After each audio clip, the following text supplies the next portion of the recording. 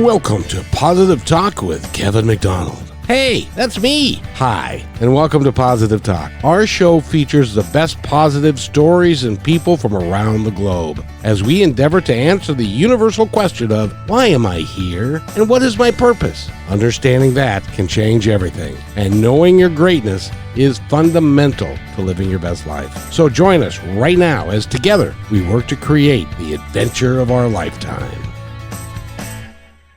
And welcome to the show, everybody. My name is Kevin McDonald, and you're listening to Positive Talk. And I've got a great show for you today. Got a couple of really highly intelligent, spiritual people, and I can't pronounce anybody's name, so I'm not even going to give it a try. I can say Swami. So Swami You're close, Kevin. It's great to see you. And Swami Nityananda. Swami Nityananda, and welcome to the show. I'm glad that you came back. It's wonderful to see you again. It's wonderful to see you. Would you like to introduce our guest, another guest that we have today? I am so excited to welcome Acharya Kashi. I Thank you wish so I could much, Swami. say that. How long did it take you to learn how to say that? It rolls off the tongue. And, I got to tell you, the last time that you two were here, we had a fabulous discussion. It was a lot of fun. And you guys are really talented about what you do. And, but let's start at the beginning a little bit and tell our audience, Swami, how you came to be, who you are, and the background that you have. And then we'll introduce the young one over there, and we'll go from there. Fabulous. So first of all, I am in Baltimore, Maryland, in the United States right now, and my teacher was Swami Shankarananda, and he founded our meditation community. We are Awake Yoga Meditation, and he founded our community 50 years ago. So we're actually celebrating our 50th anniversary, which is so exciting. And he shared the teachings of yoga philosophy and non-dual awareness and meditation for 40 years in Baltimore. And then before he left the body, as yogis say, before he passed in 2014, he trained me, he asked me to be his successor, and he consecrated me as Swami Nityananda. And so it's been my great joy for the last 10 years to be sharing the teachings of yoga philosophy and teaching Kriya yoga and teaching meditation. Acharya Kashi, do you want to introduce yourself? Yeah, sure thing. I'm just a lover of the teachings. I'm a student of the teachings, and I am a student of Swami Nityananda. So in the time that Swami has been the teacher at Wake Yoga Meditation, sometime during that 10-year period, I stumbled in and I never left. And it has just been my great joy to be a student, really, and to practice living the yogic teachings in my everyday life. Boy, and Swami, I got to ask you, and I don't think I asked you this last time that you were here. And if you want to go to that episode, you can go to positivetalkradio.net and just type in Swami and it will be there. But he had a big following of a lot of different people. Do you have any idea why he picked you? Oh, wow. I mean, he said it was actually really interesting. By the way, I can't help but this book, which shares his teachings, is right here. And we just published this. It's called Satsang with Swami Shankarananda, and it's magnificent. Like, it's incredible. And I've been working on it for years, and it's very exciting that it's in published form. It's so exciting. But I would just say this, like the first time that I walked in on a Friday night meditation, and my teacher walked into the room, and there was just like this light bulb moment. And I think humans have these light bulb moments. And so for me, that was one of those light bulb moments. Like I just knew this is the real deal. And I felt this incredible calling to learn everything that I possibly could. And my teacher told me that he immediately recognized me as his successor. And so I think he was just tuned in. He was just listening inwardly. And by grace, I was listening inwardly as well. And so it worked. So when he asked me if I would serve as his successor, I said yes. That had to, was there any trepidation in your mind? Was it like, boy, this is a really big deal? Well, I mean, I can tell you for sure that I was thinking about this recently because, this is a big event in my life. Well, yeah. And yeah, so it is a little, I mean, I think like on a human level, you walk in and your teacher says, "Oh, I know who you are. Guess what you get to do?" So, Yeah, but so it did take me a period of time before I said yes. It did take me a period of time. Because, I mean, in saying yes, I'm giving my life. Like, I gave my life in March of 2011 to serve in this way. And it's a lifetime commitment. So, for my teacher, he shared the teachings until 2 weeks before he left the body, which is just absolutely incredible. Did you have, when I started doing radio, I had people in my life that said, "What are you doing? Why are you doing that? And do you know what it means and stuff?" Did you have people in your life say that, or was everybody on board with it? I mean, I'm really fortunate. My family is a family of unconditional love. And so I'm not sure all of them understand it, but they really love me. And if it's what I say yes to, then they say yes to it as well. And so, they're very happy on my behalf and very loving and supportive on my behalf. That is so unusual, by the way, because most people have got, are you sure you want to do this and all that kind of stuff, and does it make sense and all that kind of thing. But it's great that you had a family that did that, and so now he's passed, but his followers are now your followers. Is that right? So, I mean, I think it's true that some people who meditated under him and saw him as their teacher now see me as their teacher. I think it's also probably true that some people who meditated under him and saw him as their teacher probably still consider him their teacher and then honorably consider me as his successor. And so I think it's perfect. However the heart calls it, like however the heart names it is perfect. And by the and I will learn your name. I promise. Say your first name again for me. No, not Swami Acharya, Nityananda? Swami Or Nityananda or Acharya Kashi. Atari. Is it You Atari? can just call me Kashi. So Acharya is a title. It's not like a name. Okay. So Acharya is one who walks it like they talk it, basically. When I say that it is my great joy to live the yogic teachings, it is really my great joy to live the yogic teachings. And so that is a title that was given to me by my teacher, Swami, in the way that her teacher gave her the title of Swami. But I'm also happy with you just calling me Kashi, if it's easier. Please. I, that's one of my many downfalls is unique and different names. But Kashi, right? That's Yeah. right. That's perfect. Yeah. So when you walked in, did you have the same experience that Swami did 10 years before when she walked in? I very much knew Swami was my teacher, and I did not want her to be my teacher. I didn't give in as quickly as Swami gave in, although I hung around.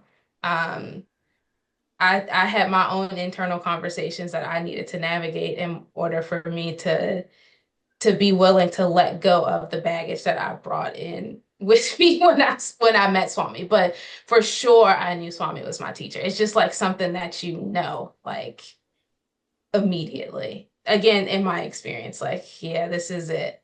But Swami didn't come in the package that I thought my teacher was gonna come in.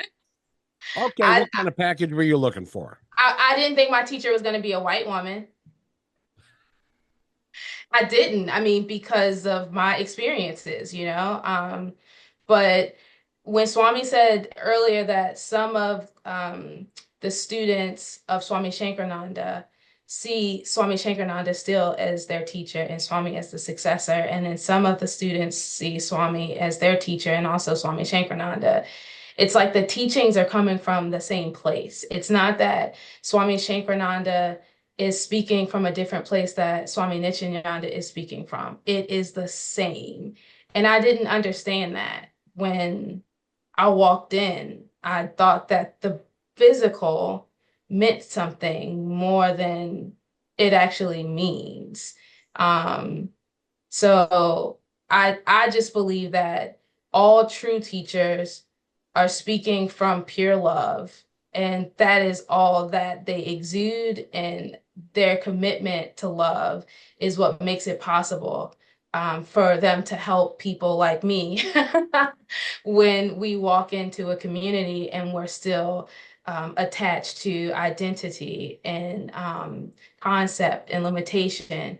And if you, by grace, have the pleasure of coming into contact with a teacher, and you're willing to let go of your baggage, of your concepts, of your limitation, there is something very natural and very pure that happens. And it's that you are able to see even more clearly.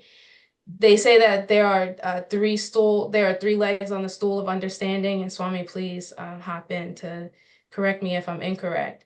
But it's your own self-effort. That means that I have to do my work, and I do it with pleasure when I'm misperceiving, when I have energy patterns within me like fear or doubt. I have to recognize that. I have to call that out, and I have to love that. And I have to do that 1,000 times a day. I have to be ever vigilant. I have to, man, that's my work. And then the other stool is it's just God's grace. You know, like I don't make healing happen. Healing is, and that comes from God. And when I put myself in the vibrational vicinity of allowance, it takes care of it. And then the third leg on that stool is Guru's grace. And, you know, guru is a term that is from Eastern philosophy. We don't use it as often in the Western world, but that is ultimately what Swami is. And what Guru's grace is, if you stand next to fire, you feel the heat. And so if you stand next to fire, there's a chance that that heat of wisdom, that fire of wisdom will be also ignited within you. And so Swami, by God's grace, just carries that energy of pure wisdom, of pure love, of pure healing, and it's available within everybody. So that's not to say that Swami is some exclusive being on the planet for whom it is only possible for Swami to achieve this, but she has done the work, and she has witnessed truth, and she has decided to share love unconditionally with all, so that we can also come to know that truth. And so those three things, uh, Guru's grace, God's grace, and my own self-effort are the stool on which I sit every single day, so that I can be like my teacher. And that is in the consciousness of unconditional love and healing and excitement and joy and delight and playfulness, as much as possible. Boy, that's really good, by the way. You've learned you've learned your lesson well, Grasshopper. And no. And but so Swami, you approach life from a position of love. And so you also vibrate at a higher level than a lot of people, which is hence the fire that you bring and the feeling that when somebody is close to you, I guess I should be asking you, do you find this to be true? That when people are close to you, they're drawn to you because of your energy level? So you would have to ask Kashi that. I mean, I think she would give you a really honest answer based on her observations. One of the things that I would say is that unconditional love is the true nature of everybody. And so, for example, I mean, like I can speak objectively about my teacher, and then Kashi can speak from her experience and her observations as well. But like when I think about my teacher, when he was in the body, there was a magnetic pull to be in his presence. Like there's absolutely no question of that. And there's also kind of like if you think about singing. So singing is not my strong suit. I can carry a tune, but it's not my best quality. But if I'm singing with a strong singer, then I'm much more able to just like belt it out, right? And so it's exactly the same way. If you have somebody who has healed their own self-judgment, their own reactivity, any negativity within themselves, any painful experiences within themselves, so that they're continually connected to that inner flow of unconditional love, it helps you in the same way that a stronger singer helps you sing. It helps you be in that energy of unconditional love. And unconditional love is our true nature. So the really good news is it's natural to all of us. It's at the core of our being. It feels much better than anything else. And so it's really amazing to have these teachings, which are so time tested. I mean, that's another thing that I would say. My teacher was always incredible about saying, put it to the test. Like, don't take my word for it. Put these teachings to the test and you'll notice. And it's true. So patterns of thinking transform. When you meditate, calm arises. And it is actually true, like for a long time, yogis have talked about creating different pathways through the brain. And we now know from functional magnetic resonance imaging that this happens. When we meditate, we connect with not the fear-based part of the brain, but the expansive, aware part of the brain, which connects us with greater opportunities and possibilities and optimism and creativity. And it has physiological benefits for our immune system and our sleep, and measurable improvements in our quality of relationships, our relationship with our own self as well. And so it's really an incredible gift that the yogis have collated these teachings and they passed them down from teacher to student for so many years. And then now it's actually interesting to get the scientific window, which does verify that the brain changes when you meditate. The brain changes when you practice kindness. The brain changes when you practice forgiveness. You actually have, we now have documentation that your brain waves, you can control them and you can change them based upon your behavior and what you do, and the things that you can put together, just like you say. Whether if you practice kindness, kindness seems to flow through you and it affects everybody that's around you. If you practice the same thing, right now in our country, we have a lot of people that are practicing hate, division, and fear. And if you are practicing those things, those are also representative of the relationships that you have and the things that come out. So it really is amazing what they were teaching thousands of years ago is coming to fruition as being, yeah, that really does happen. It's pretty amazing, isn't it? It's an incredible gift. Yeah, I'll let you chime in, Kashi. No, I was just gonna say it's amazing. I was gonna second it. Yeah. How about, so another thing that's really remarkable is meditating in community. That I would love to talk about. So, like when we meditate, so say on a Sunday morning, Eastern time, 11 a.m. In the US, we meditate and we have people in physical embodied space meditating together. And then we also broadcast on Zoom, we broadcast on YouTube, and there are people listening live on both of those. And there's an incredible energy. There's like an amplification. So if we're all tuning in to that energy of kindness that you were just talking about, it boosts the energy of kindness in every single individual meditator, but also you can feel the energy of kindness fill the entire room, and you can feel the connection with everyone who is currently meditating, and it's incredible. And so if you get the chance, I mean, our meditations are all free. They're all available to everyone. Everyone from all background are welcome. Longtime meditators, completely new to meditation. And we have about 20 minutes of silent meditation at the beginning, and there's entry points into that. So if you're just starting out, we give you tips. If you like, you're welcome to use those tips. And then we share teachings. So we share talks about what we're discussing right now, but we take a very practical approach. It's like how to live kindness in daily life in a human body, with a human heart, with a human mind, with all of our tasks, our relationships. We're doing this not in a cave, not on a mountain. We're doing this like right where we are, in our families, in our workplaces, on the bus, in the grocery store, exactly where we are.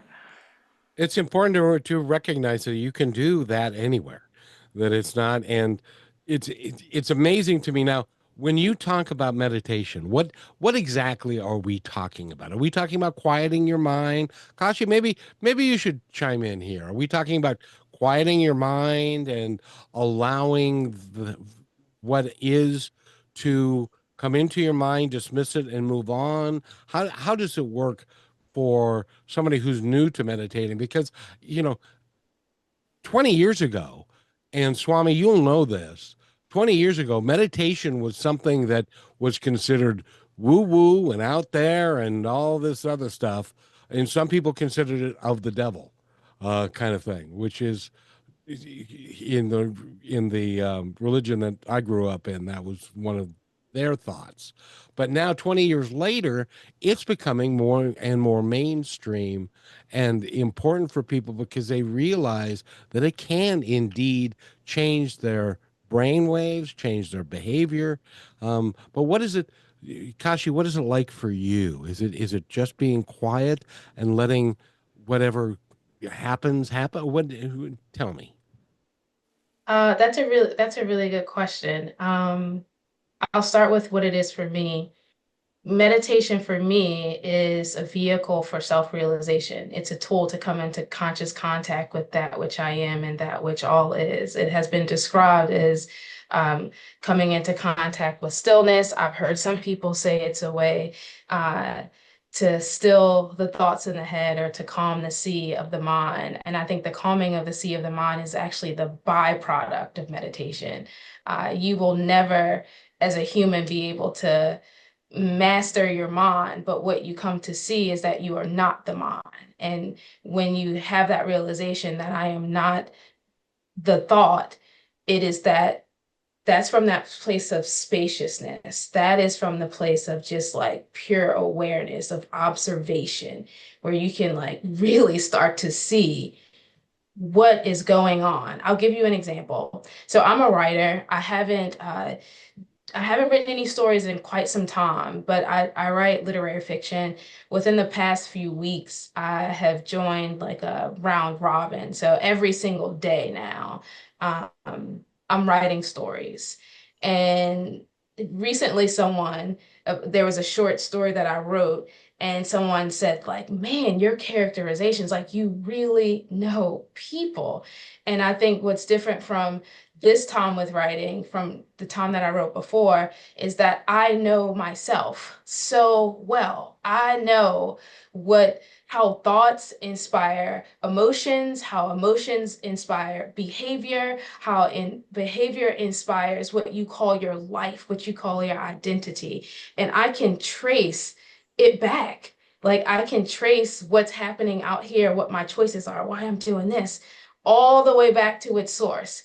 And then I can see I am not that thing that sparked uh, all of this poor behavior, or all of this more misunderstanding or all of this ignorance. So for me, meditation has gifted me an understanding, a true understanding of myself, of my human motivations and human frailties and human limitations. One.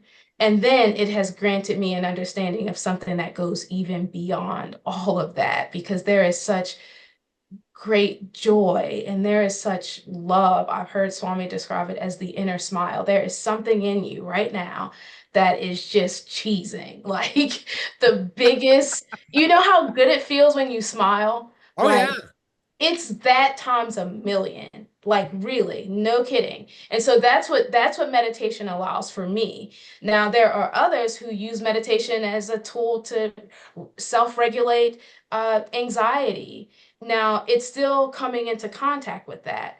But meditation, there are meditation techniques that are designed specifically to be a scientific method of self-realization. So what we practice at Awake Yoga Meditation is called Kriya Yoga. It's a sacred ancient meditation technique that is passed from student to teacher for 1,000 years. It is a gift to humans from pure consciousness to come into direct contact with the self. And the reason why a practice like Kriya Yoga meditation is so important and so helpful is because the human brain itself is designed to perceive what we would call negativity. It's a biological mechanism for early humans to be able to identify what in the landscape should I be afraid of? That is how we survived as early humans. And so now we're living in this modern world with the brain constantly like, what should I be afraid of? And meditation helps to quiet that early primal parts of the brain, from which that fear arises, the reptilian part of the brain. And so it literally puts us into contact with that prefrontal cortex where we have access to creativity, to greater insight, to wisdom. It actually makes us more smarter. We always if we took the time to just be quiet. So there are, again, different reasons that people meditate, but for me, it's about coming into contact with reality. It's about living from my heart, living in kindness, and living in wisdom, and doing it effortlessly. Because the more that you practice Kriya Yoga meditation, the easier it becomes to choose kindness and to choose understanding. It's not like I'm constantly fighting with myself, like, oh man, I gotta be nice this time, like it's just like a natural unfolding that has no end, So it's really again a great joy to be in practice because the person that I was when I walked into the meditation community and set sight on my teacher, who I knew was my teacher, is not the same person that is having this conversation with you right now, Kevin, although the form is unchanged. The form is unchanged, but the reality is completely different. And it's just been amazing. It's been a ride. It is a ride. And congratulations on starting to write again. I think that's very, very important for you. And Yeah, I think so too. I think it's really important to me to write as well. I appreciate that. and what you were talking about with the brain is the fight or flight complex, where Right. what the brain is trying to tell you is there's some danger, Will Robinson, danger. There's something going on, and you need to be very careful. But when you get to a certain point, and I wanted to touch on this because Swami, the when we talk about intuition and we talk about the things that come to us in those quiet moments when we set our brain over here. We'll come back to you later, but we're not going to let you dominate the conversation for the moment. Don't you find that a lot of the intuition songwriters have this? Writers have this. It's where these moments of inspiration come from somewhere else, and they come from God, they come from the universe. And do you find that to be true in all the work that you do and the meditation that you lead? So I would definitely say we do consistently hear from artists and songwriters and creative people, but also like business owners and people who work in AI and people who, like write computer code and all sorts of different fields. We hear that meditation helps them. And this is true for like doctors and surgeons and attorneys as well. So, I mean, the basic reality is that whatever your field of work is and whatever your creative endeavor is, meditation helps you because it helps you clear away, like the way that I would put it right now at this moment is it helps clear away distraction. And so it just helps you be in contact with there's a buoyancy and there's a limitlessness to this creative energy that we all have access to. So Kevin, for you, you share this with people on your show all the time. You have this buoyancy and this positivity and this creative energy that shares through you in this particular form. And Kashi was just mentioning that one of her ways of sharing that energy is through writing. So amazing. And then for any listener, it is to invite yourself to become aware that there is like a fount, a wellspring of insight and inspiration that is within each of us. And so that, as soon as we can set aside any distractions and set aside an image that came to me as like if we've been scattering our attention in a lot of different directions, just to allow ourselves to be calm and to settle and to be centered and focused. And then we come into contact with that creative energy. And if we are about to have a meeting, that creative energy will share through us wisely and joyfully at the meeting.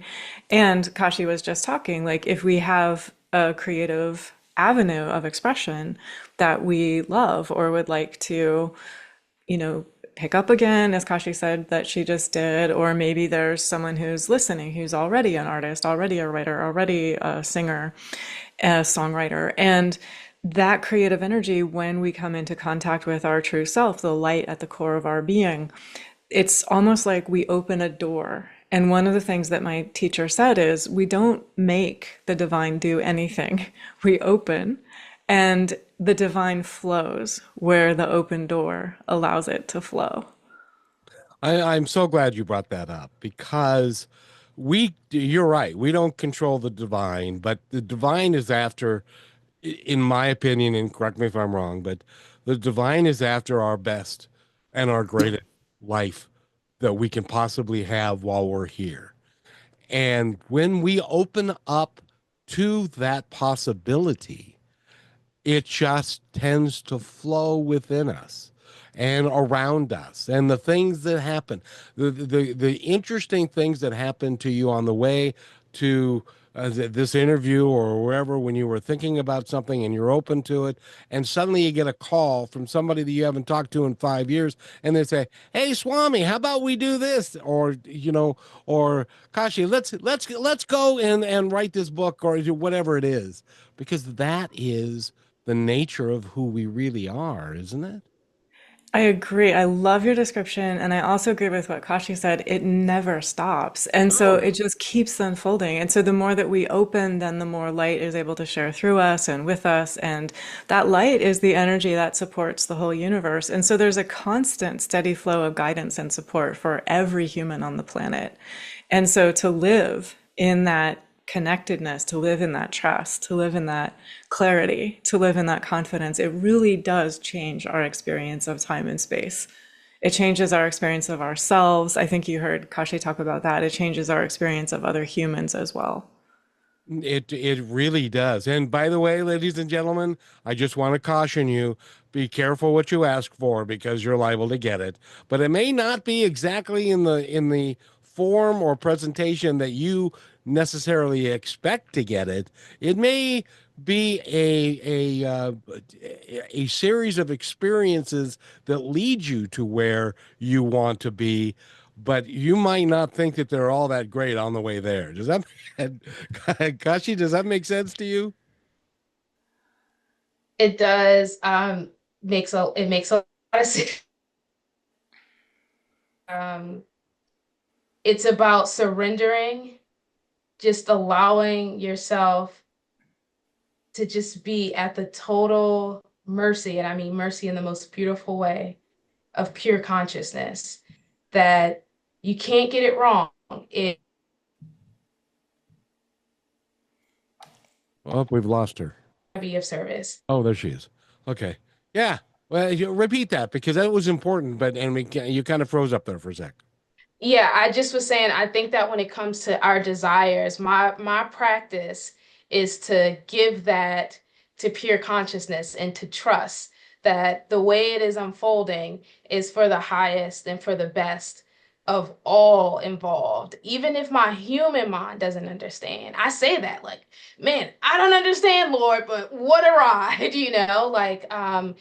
I just trust the process. And it's just something so beautiful when you can come to a place where you understand that you are cared for and that you are loved, and that by the very nature of all that is, it's working out. This is such a beautiful, beautiful unfolding. And you can just trust the process. Again, even when you don't know what's going on. I have certainly had experiences where it's been like, what in the world did I sign myself up for?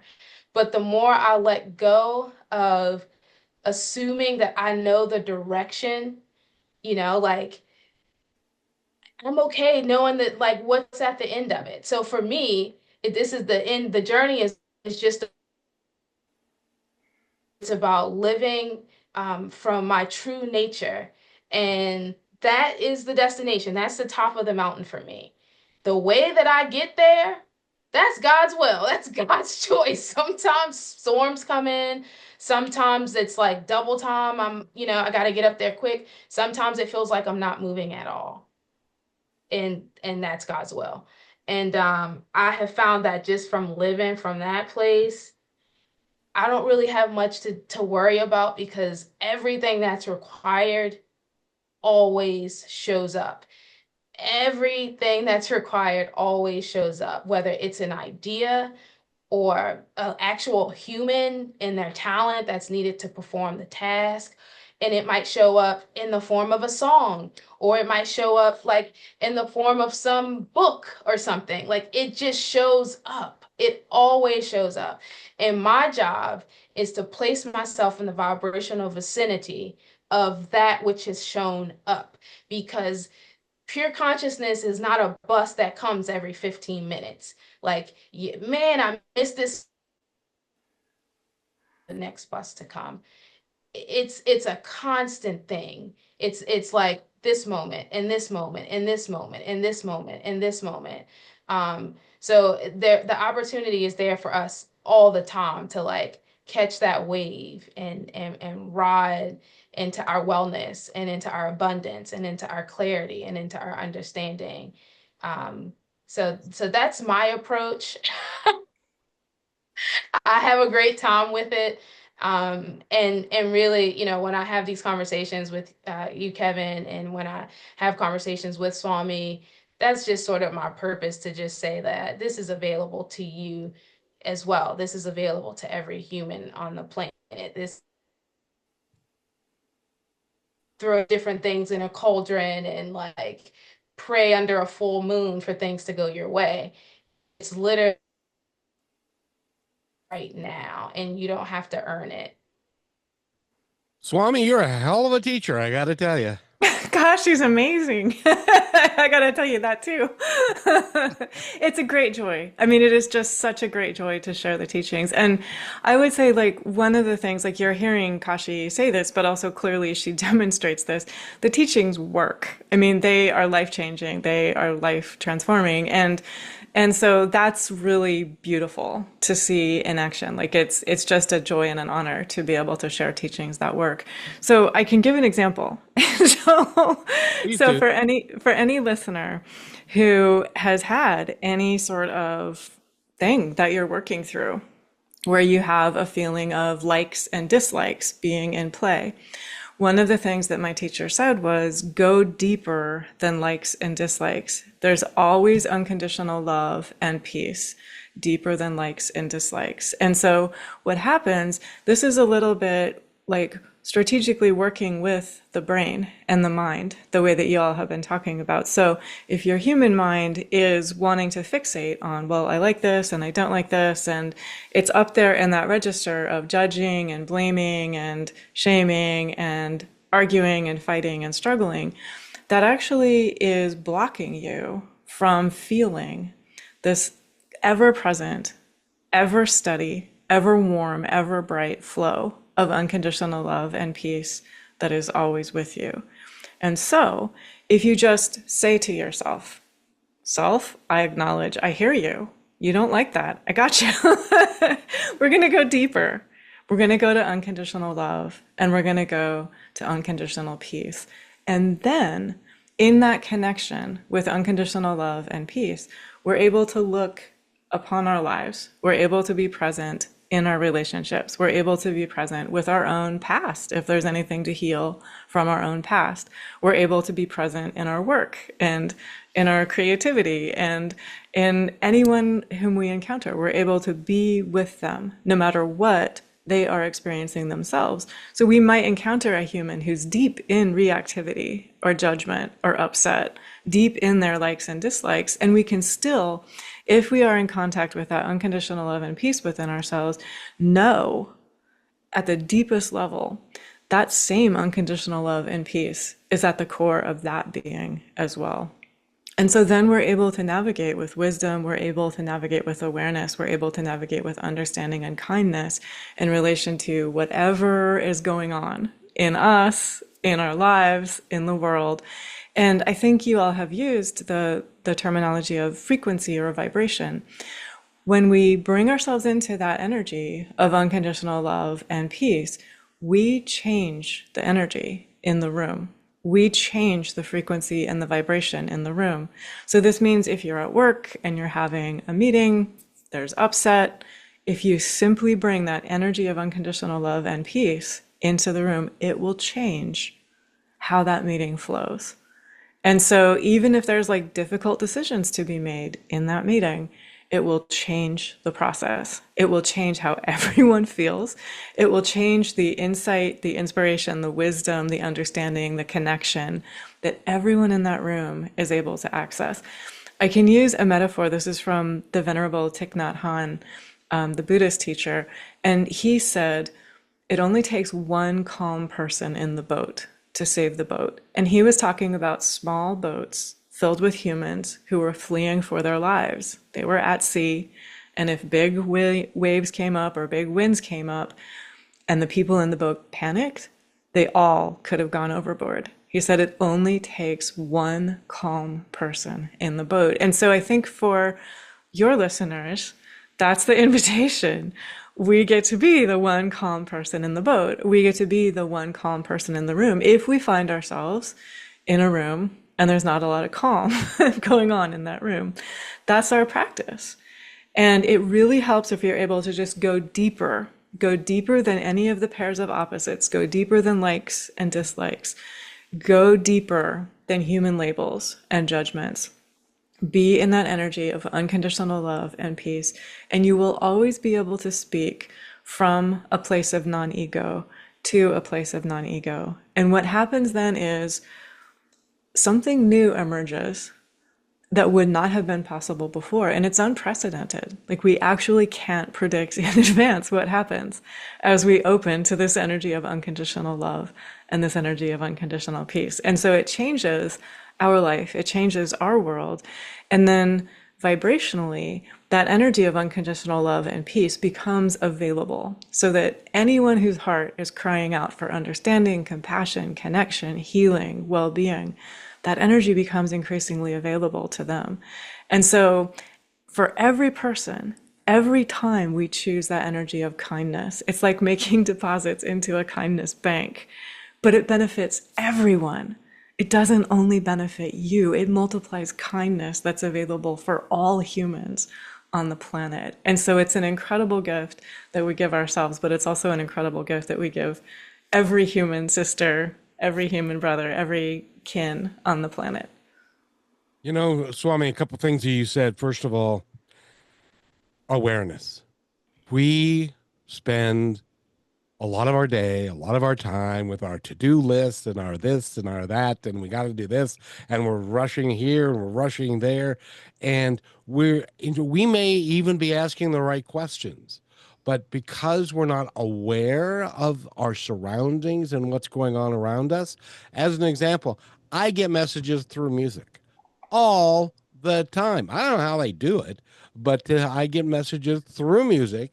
I'll turn on a song, or I'll turn on the radio and I'll hear a song, and it's speaking to me about what I was concerned about or thinking about that day.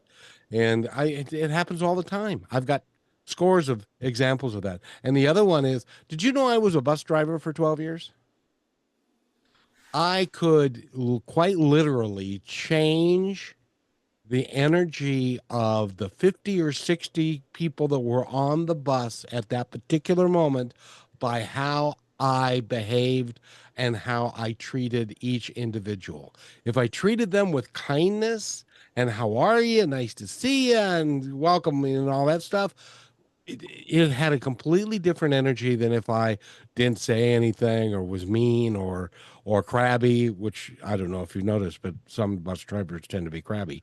And but you can really you can change your entire surroundings. When I was the general manager of a restaurant, I had 50 people for 40 people that would be on shift at any particular time. I could change how the customer was perceived and taken care of by my energy alone and giving that to the servers and the bus boys and the bartenders and the cooks. So you're right. We have got an unlimited amount of ability to change our lives, our friends and families' lives, everyone around us, if we choose to. My question for you is, why do so many people choose not to? Kashi, do you want to take that one first? Yeah, I mean, they just don't know. They don't know that they even uh, can do anything different. And also they believe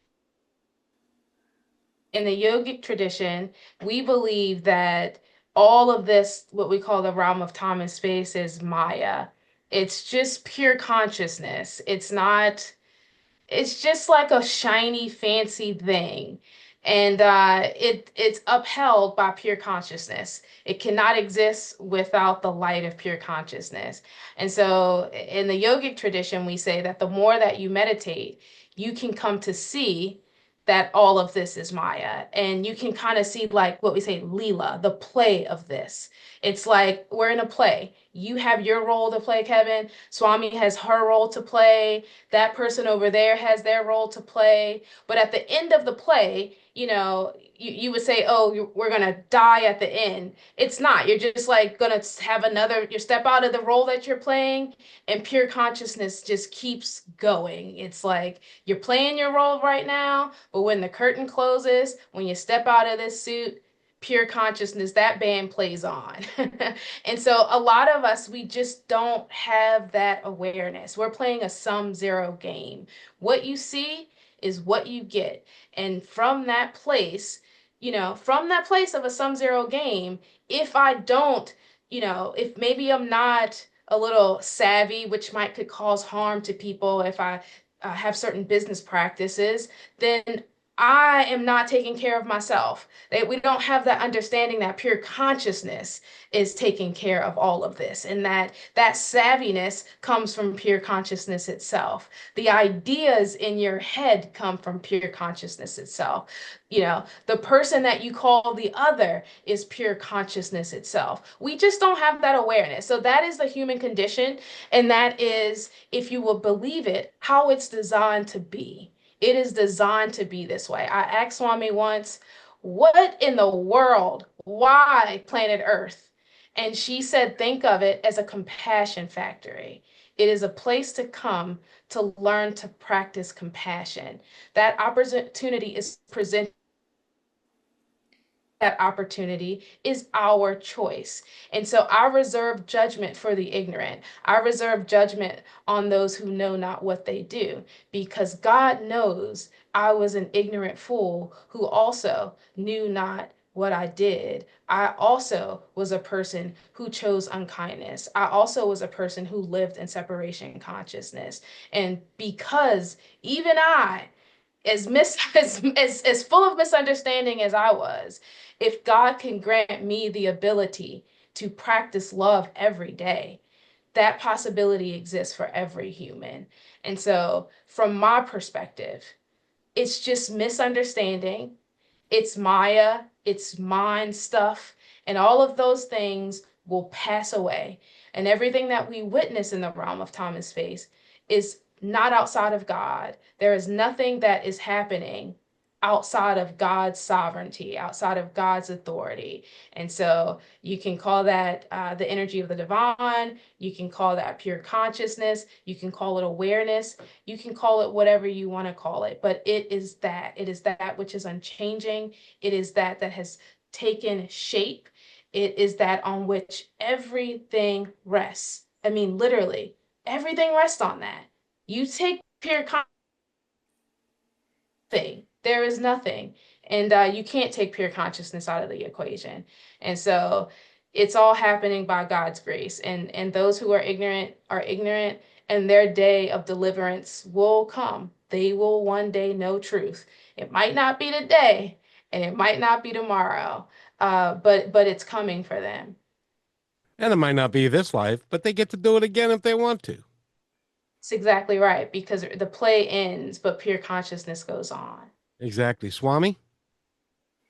So your question is, how do we respond if we see humans who are Well, more so, why is it that, because to me the concept is plain as day, is that right? is to be but there are people who don't believe in kindness or taking care of each other, or they don't understand the depth and the well, the depth of who they really are. Right. And I mean, it's really interesting because all of the teaching traditions that I know about say treat others as you would like to be treated and treat everyone with kindness. And so there's a general worldwide understanding of this. All of the indigenous traditions as well teach respect and goodwill and recognition that we're all interconnected and the choices that I make affect you. And I would say, I mean, I want to just honestly acknowledge the importance of your question, Kevin, because I think for humans who understand the importance of kindness and who already know, like if I'm not feeling contented in myself and I choose to direct that outward at someone else, that's not actually going to make me feel better. No. It's only going to multiply that feeling of discontent. And so someone who understands the way energy works and someone who is taking responsibility for my own thoughts, my own feelings, it can be hard if you look out at the world and you say, what is up? Like, I don't understand why these other people don't get these basic principles. And one of the things that I would say is that anger doesn't help. And so I served as a university professor for 27 years, and it's a thing that I would talk with a lot with young people who would look at the world and they would say, what are people doing? Like, how does this make any sense at all? And I would say, keep your understanding, keep your wisdom. But if you would like to create positive change and transformation, let go of the anger. Just because, like, if you're wanting to help someone learn, kindness and making the opportunity to learn are going to be much more irresistible than anger. And so if you can take that anger that you have and direct it into humor, direct it into understanding, direct it into compassion, direct it into wisdom, direct it into 30 minutes of directly helping right where you are. And so for anyone, if you have a feeling of frustration and wanting to make a positive contribution, start where you are, like right in your immediate neighborhood. I can give an example. In my immediate neighborhood, there's at least 2 people I know who go around picking up garbage. And they do it because other people walk through and drop garbage. And the people who go around picking up garbage don't wait for anyone else to make a change. They just say, I live here. I notice this. I'm aware of this. I can respond. And so that's an example of a very close to home practical thing that 2 people who live immediately in my neighborhood have done. They just notice and they say, okay, I'm aware, which means I am capable of responding. And they don't let go, they let go of judgment. They don't say, what's wrong with these people who walk through and drop garbage, so that I have a regular practice of going through picking up garbage. They just say, I notice, I can respond. It makes the neighborhood better for everybody. And then when people become ready to learn, when they become ready to be aware, they will learn. We are all really powerful creators. And so, Kevin, you were giving that example. Your positive energy created positive energy for the whole bus. Your positive energy created positive energy for the whole restaurant. Everyone is a free, empowered creator, which means I could choose to create something other than unconditional love. I am free and empowered to do that. And I will experience the results of that. And then if I realize that it's very painful to separate myself from my true unconditional love nature, and I realize it's actually much more fun and and joyful and exuberant, to be in that energy of unconditional love, then I will come back to the heart. I will come back to my true nature. And the awakening happens at the right time for everyone. And it's happening for everyone. It's happening for the whole planet. So if any listeners have feelings about us and them, it's all us. There's only, we're all in this together. There ain't We're no all in this them. together. There ain't Yep. no them. We're all together in this. And so the more that you can be in that energy of kindness, that energy of peace, that energy of patience, and the way that flowers bloom, they bloom at the right time. They bloom when it's beautiful for them to bloom. And the kids learn at their own pace. All humans on the planet unfold at their own pace. And so to exercise self-sovereignty is to be aware of the things that other humans are creating and to be very steady in what you are choosing to create and to seek out. You will, as you are in that energy of positivity and unconditional love and peace, those humans who love positivity, unconditional love, and peace, you will find them. They will find you. You will make community, you will make connections, and it will happen right where you already are. And I continually am learning that, because it can be really, really hard when somebody does something in front of you that is so inherently not good. I'll give you an example. The 7-Eleven big gulps, they're these 32-ounce um, uh, uh, containers of pop and stuff. I had a guy, actually, he was going to get on my bus, and he walked right by the garbage can that was right there. And instead of putting the cup into the garbage can, he walked by and threw it on the ground. And it was like, really? And those, you have to, at one point, you have to step back, I guess, step back and say, I understand that he wasn't aware of what he was doing. And to kind of, and that's where forgiveness comes in, and understanding and that sort of thing, doesn't it? Either one of you. So, I mean, I will just say, I noticed an example a couple of days ago. I was on a walk through my neighborhood, and I don't know why. I live like on a side street, and so I don't know why, but there was like a really big bus that came driving down, giant bus came driving down the street, and then it was followed by a box truck, and they both passed, and I was like, I don't know why they're here. And then I walked down the street, and a woman was really upset, and she was like, what are they doing? They almost ran me over.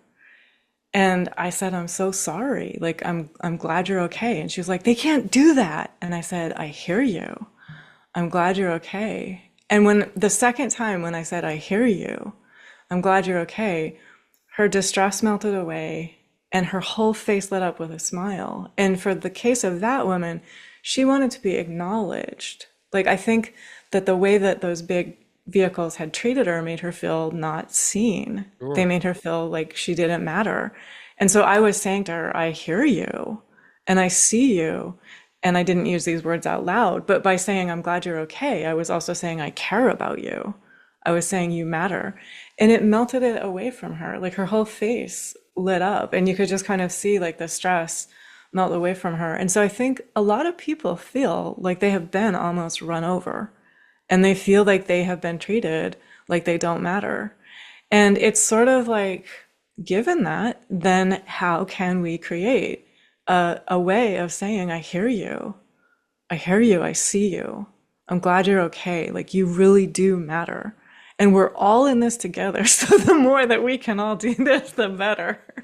Well, we're running out of time, but I need to have the both of you back, because one of the questions I want to ask you about and go into in depth is what you were just saying is, people don't feel like they're being heard. In this country, there's a lot of folks that don't feel like they're being heard by politicians or their employers and all that kind of stuff. But at the end of the day, aren't you the one who determines whether or not you're being heard or not, and nobody else? If you can answer that one quick, but go ahead. Swami? Kashi, do you want to take that one? It's kind of your turn. Um, I have learned that whatever it is that I expect from another to give me, if I first give it to myself, if that is understanding, if it's compassion, if I feel like I'm not being seen or misunderstood, and that was honestly one of my patterns that I have worked through. The moment I started to give that to myself, it kind of healed that part of me that needed to get it from somebody else. And so I think when we start to empower ourselves internally by loving ourselves forward, that is where we can get to the place where Swami can say, like, I hear you, I see you, because Swami's done the work. And so when we do the work, that makes us more compassionate. That makes us true listeners. Um, and again, that from my own personal experience, by giving myself what I wanted from the world, it changed everything. And I didn't need it from the world anymore. And here's the thing, I ended up getting it anyway, even though I didn't need it anymore. Like, I didn't need people to understand me or but I started to make sense to people all of a sudden. And it happened in spades, didn't it? But I think where I'm speaking from is different. And so if you speak from that place within you, that is the same place that exists within another person, that is the place where we're all in this together because that lives in all of us. So again, from my experience, giving myself what I need, giving myself that grace, that love, that understanding, hearing myself, hugging myself, holding myself, letting myself cry, from all of those places within me that have felt sad or frustrated or misunderstood or unseen, it just, it healed that part of me. Such that I just didn't need it from the world anymore. And I certainly did not want to burn down the world that did not understand me, if that makes sense. Like it kind of heals that part of you that wants to be angry about it. Um, so yeah, that has worked beautifully for me, and it's what I encourage for everybody. That is a great way to end the show. But first, I got to ask Swami, if somebody wants to, if this message has resonated with somebody and they'd like to participate in the meditation or to contact you or to contact the organization, how do they do it?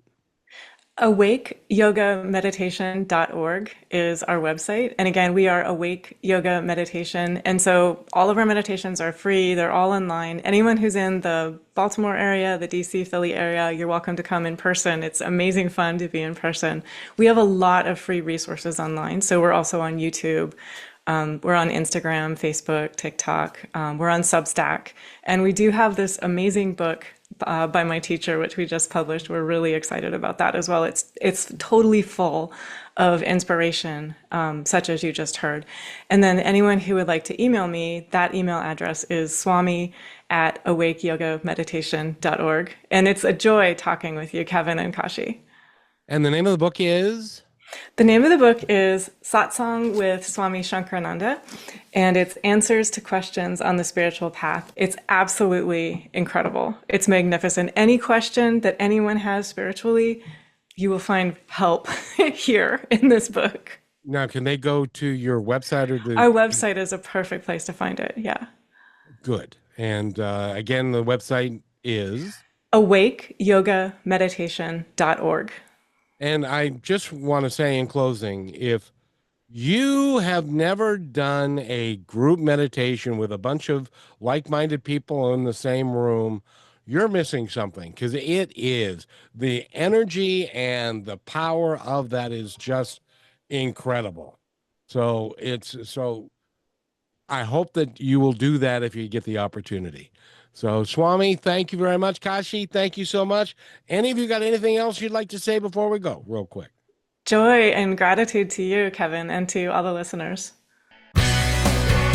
Thanks for listening to this episode of Positive Talk with Kevin McDonald. Our purpose is to provide everyone with a positive, entertaining, and educational experience. I would love your feedback and comments about the show, including possible topics and great guest suggestions. Please email me at kevin@kmmedia.pro.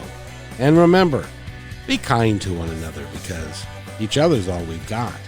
That's Kevin at kmmedia.pro.